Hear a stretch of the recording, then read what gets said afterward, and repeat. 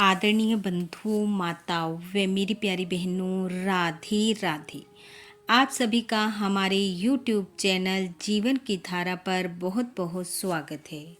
बंधुओं, आज हम इस वीडियो में मार्गशीर्ष अगहन मास में कृष्ण पक्ष की संकष्टी चतुर्थी की कथा सुनेंगे, जिसे सुनने सुनाने से गणेश जी की कृपा से दुख संकटों का नाश होता है, वे कार्य में आ रहे रुकावट दूर होती है। कथा सुनने के बाद यदि आप हमारे चैनल पर नए हैं तो कृपया हमारे चैनल को सब्सक्राइब करें, बेल आइकन को प्रेस करें ताकि हमारी वीडियो की नोटिफिकेशन सबसे पहले आप तक पहुंचे। वीडियो को शेयर व लाइक भी जरूर करें। कथा के अनुसार एक समय पार्वती जी ने गणेश जी से पूछा कि हे पुत्र, अगहन कृष्ण चतुर्थी संकटा कहलाती है। इस दिन किस गणेश की पूजा किस रीति से करनी चाहिए? गणेश जी ने उत्तर दिया कि हे हिमालय नंदनी, अगहन मास में गजानन नामक गणेश की पूजा करनी चाहिए। विधि विधान से पूजन कर पूजन के बाद अर्घ देना चाहिए। दिन भर व्रत रखकर पूजन के बाद ब्राह्मणों को भोजन कराकर जौ, तिल, चावल, चीनी और घृत का शाकला बनाकर हवन करना चाहिए। जो मनुष्य हवन करवाता है वह अपने शत्रुओं को वशीभूत कर सकता है। गणेश जी कहने लगे, हे माता, इस संबंध में मैं आपको एक प्राचीन इतिहास सुनाता हूँ। प्राचीन काल में त्रेता युग में दशरथ नामक एक प्रतापी राजा हो चुके हैं। वे राजा आखेट प्रिय थे। एक बार अनजाने में ही उन्होंने श्रवण कुमार नामक ब्राह्मण का आखेट में वध कर दिया। उस ब्राह्मण के अंधे माँ बाप ने राजा को शाप दिया कि जिस प्रकार हम लोग पुत्र शोक में मर रहे हैं, उसी भांति तुम्हारा भी पुत्र शोक में मरण होगा। इससे राजा को बहुत चिंता हुई। उन्होंने पुत्रेष्टि यज्ञ करवाया। पूजा के फल स्वरूप जगदीश्वर श्री राम ने चतुर्भुज रूप में अवतार लिया। भगवती लक्ष्मी जानकी के रूप में अवतरित हुई। पिता की आज्ञा पाकर भगवान राम ने सीता और लक्ष्मण के साथ वन में खरदूषण आदि राक्षसों का वध किया। इससे क्रोधित होकर लोगों को रुलाने वाले रावण ने सीता जी का अपहरण कर लिया। सीता जी के वियोग में भगवान श्री रामचंद्र जी ने पंचवटी का त्याग कर दिया और ऋषिमुख पर्वत पर पहुंचकर सुग्रीव के साथ मित्रता की। तत्पश्चात सीता जी की खोज में हनुमान आदि वानर तत्पर हुए। सीता जी को ढूंढते ढूंढते वानरों ने गिद्धराज संपाति को देखा।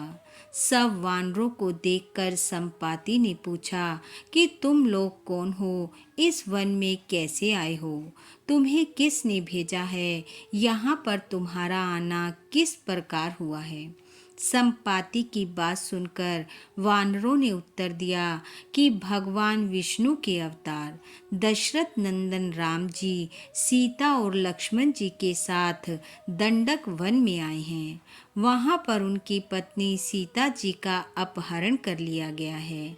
हे मित्र, इस बात को हम लोग नहीं जानते कि सीता कहाँ है। उनकी बात सुनकर संपाति ने कहा कि तुम सब रामचंद्र के सेवक होने के नाते हमारे मित्र हो।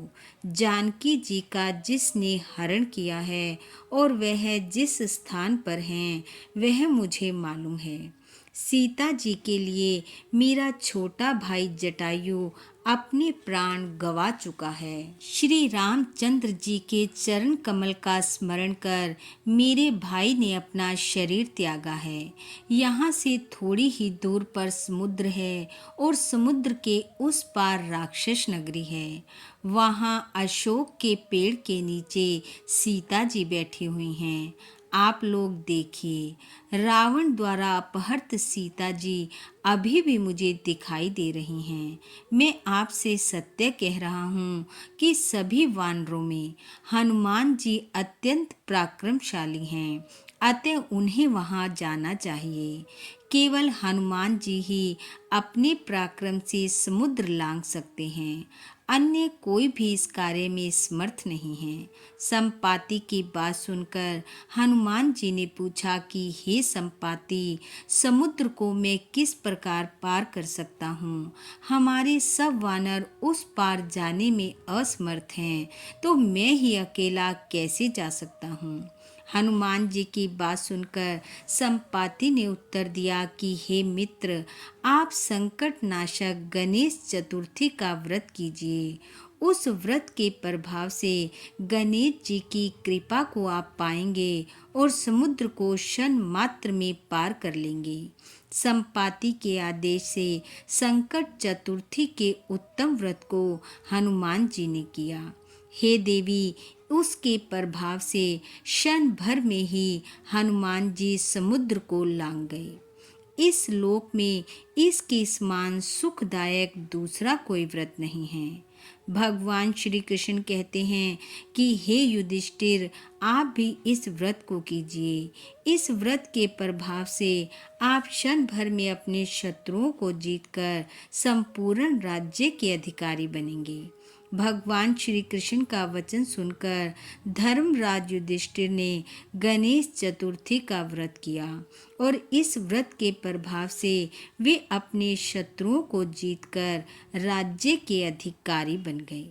बोलो गणेश जी महाराज की जय। बंधु, संकटों का नाश करने वाले, रिद्धि सिद्धि को देने वाले, विघ्नों का हरण करने वाले गणेश जी की कृपा आप व आपके परिवार पर सदैव बनी रहे। आपका घर आंगन खुशियों से महकता रहे। इन्हीं शुभकामनाओं के साथ आप सबका बहुत बहुत धन्यवाद। राधे राधे।